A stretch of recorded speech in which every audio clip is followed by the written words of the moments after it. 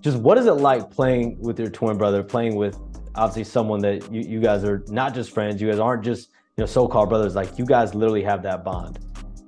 Anybody who knows who's been in a team setting, especially in the NBA, you just know you're with your teammates 24/7. So the fact that we got to do that with your sibling, and let alone we got to do that with our twin, it's different, man. I got a built-in best friend on the road, so you chill with your teammates. I'm chilling with my brother, and we obviously like to do the same type of stuff. We play Call of Duty, we get on FIFA. We like the same restaurants, we go shop and stuff like that. So especially whenever we were on the Hornets together, and we got to do that through pretty much every level of our playing career. So definitely couldn't ask for a better journey leading up to then.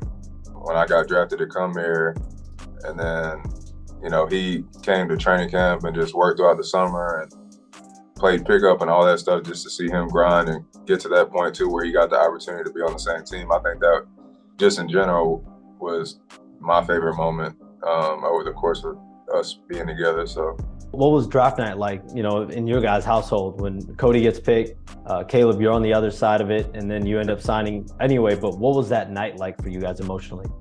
Man, it was a roller coaster. It was a roller coaster, man. Obviously, I was so torn just because, when he got drafted, I felt like I was good off the night. I had an idea that I wasn't going to get drafted. I've been preparing myself and my mental for like the past 2-3 weeks that I wasn't going to get drafted. I couldn't imagine how he was feeling at the time too, because he's on an all-time high, but he's not happy unless I'm happy. So it's exactly how I felt too, where it's like, I hear my name get called, I'm crazy excited. Everybody's excited for me, where, he's damn near happier than I am, you know what I mean? And I just think that, like, I was still happy, but I feel like I wasn't going to get that fulfillment until I felt like he was straight. So I was just making sure that he was good, and he was trying to do the same for me. So we just support each other throughout the whole way.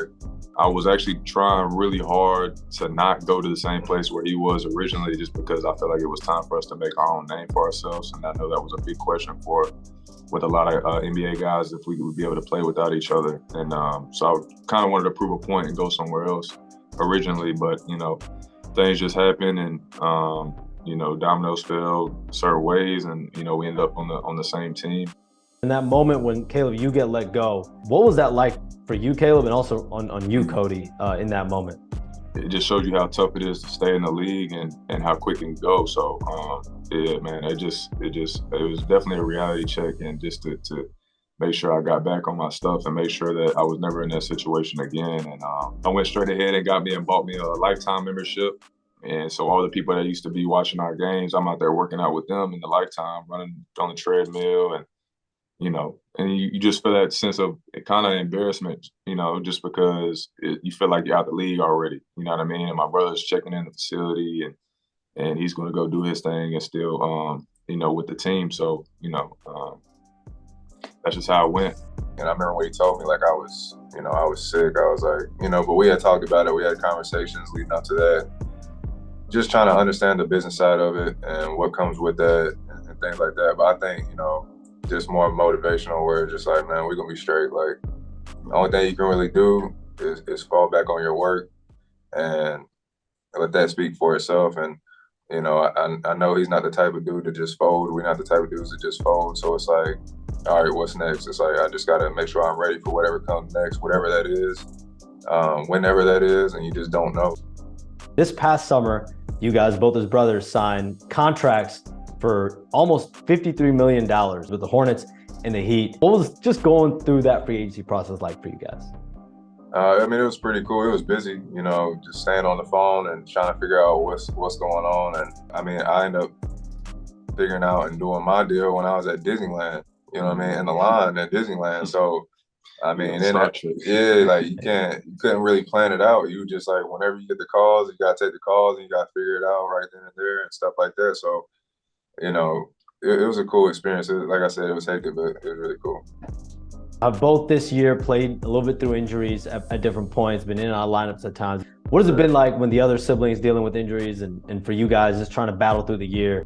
It's tough, man. I think it's more of a mental game than it is, obviously just getting back, because there's only but so much you can do and handle whenever you're, coming back and coming through injury. So Obviously he had, his stuff going on with his knee, and then I've had some quad ankle stuff. So, just kind of similar stuff a lot of guys have throughout the league. But I think it's so tough mentally because you never want to sit out. You want to make sure you establish your position and establish your minutes and establish the chemistry with the team. But at the same time, it's so tough because you want to also play it smart and look at the bigger picture, especially, if you're trying to, make it to the playoffs, or you're trying to last throughout the season, you got to sometimes tell yourself that, okay, if I take these 2-3 days, 3 games off, this will allow me to play these months, instead of being like, all right, well, I'm gonna fight through this, and then to the point to where I can't, and then you sitting out for a couple weeks.